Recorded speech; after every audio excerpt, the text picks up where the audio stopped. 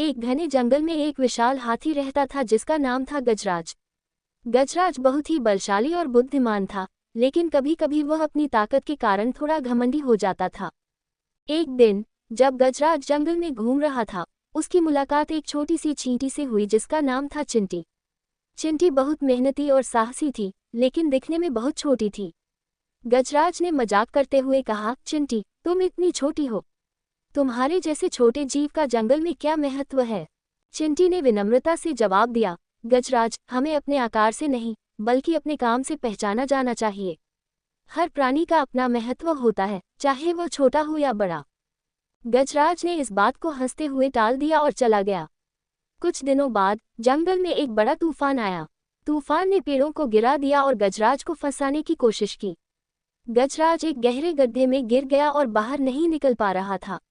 उसने मदद के लिए जोर से आवाज लगाई, लेकिन कोई भी उसकी आवाज नहीं सुन सका।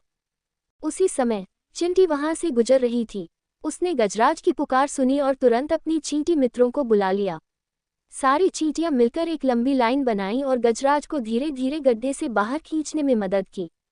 गजराज बहुत आभारी हुआ और उसने चिंटी से माफी मांगी। उसने कहा, चिंटी, आज मैंने सीखा कि सच्ची ताकत हमारे काम और सहयोग में होती है, न कि हमारे आकार में।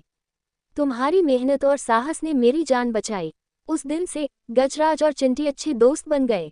गजराज ने अपने घमंड को छोड़कर सबकी मदद करने का संकल्प लिया और चिंटी की कहानी पूरे जंगल में फैल गई। सबने सीखा कि हर प्राणी का अपना महत्व होता है और हमें एक दूसरे की इज्जत करनी चाहिए।